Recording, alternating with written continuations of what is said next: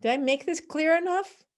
You're really vetting the principals or the managing members just as much, if not more, than the pure success of the project itself as a viable project. I am Christina Suter, and this is the Real Estate Breakthrough Show, where we talk about the reality of real estate, the mindset you need in order to face the reality of what it is, and tips and tricks to get you moving forward in investing. I am your host, Christina Suter. So today I want to talk about one of those tips and tricks. I want to talk about your real estate education. What is a tip I've got for you about your real estate education? Well, first, it truly makes a difference in your success. Second, what I want to talk about is being able to understand how you can move yourself forward in investing in a syndicated deal. Let me share with you a document I actually use in my syndicated deals. I call it my syndication checklist. So syndications are great ways to get diversification inside of your portfolio. They allow you to invest in real estate in niches that you're not experts in, or maybe you prefer to not become an expert in. Like, I don't really want to be an expert in mobile home parks, but I can buy into a mobile home park by having a note on it, which I've done, or by buying into a syndication. Somebody who is an expert in mobile home parks and has taken my money and a bunch of other investors' money and bought a mobile home park for them to manage. They do the work, I get an interest payment, or I get a return. The downside of syndications, to be completely honest, is that you have no control. You give up control in favor of being passive. No time, no control. You don't get to make decisions, but you don't have to invest your time to figure out what decisions to make. This means the most control that you have when you're looking to vet a syndication or to invest in a syndication is the due diligence process before. That is most vital. So let me give you an overview of how I do my due diligence process. I actually have several steps that I use.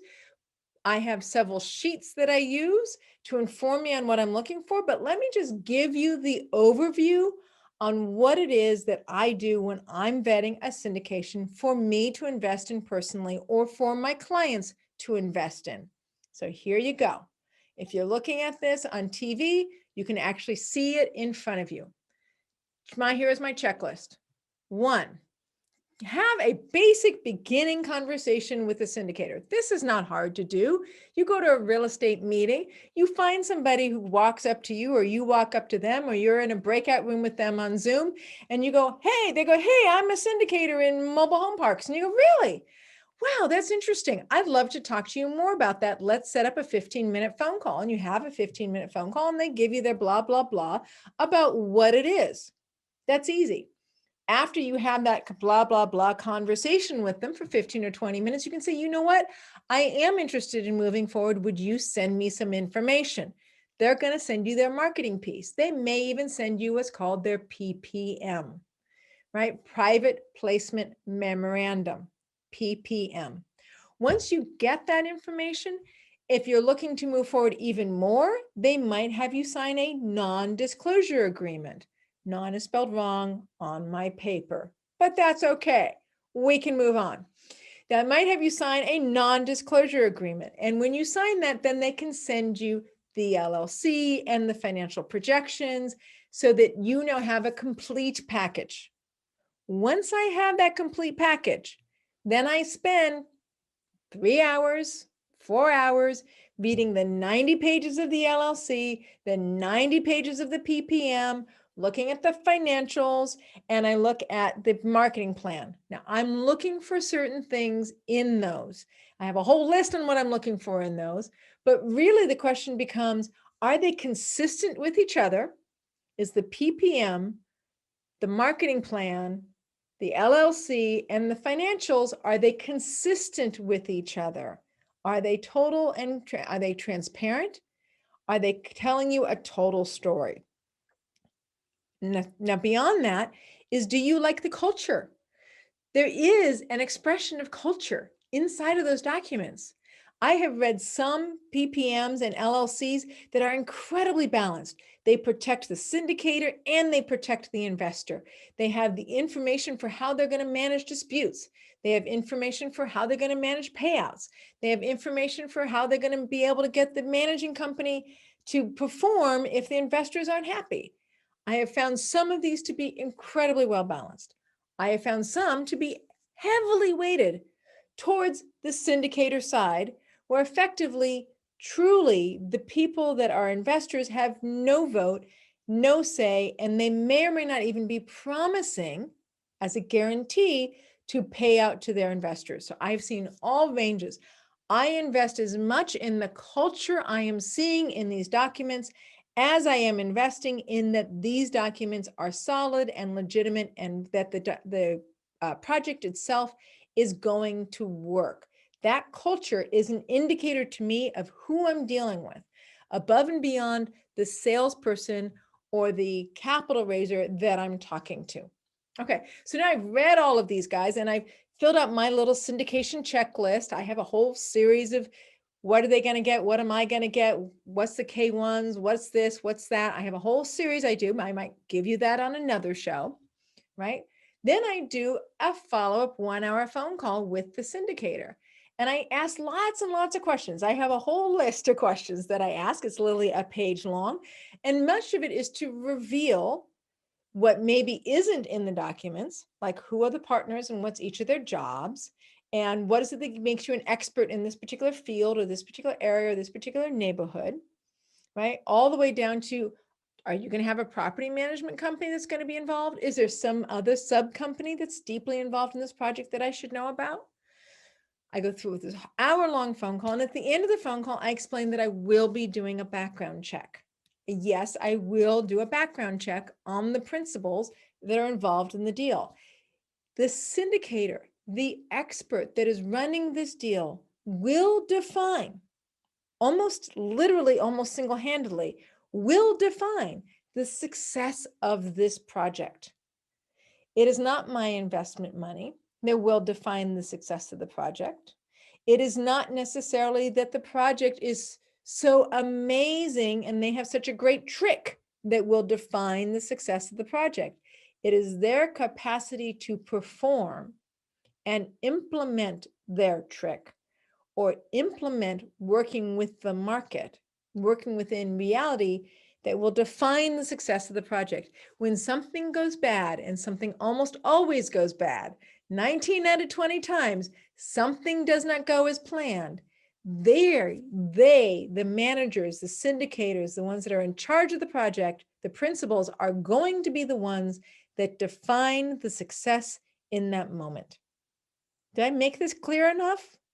You're really vetting the principals or the managing members just as much, if not more, than the pure success of the project itself as a viable project or a viable financial investment.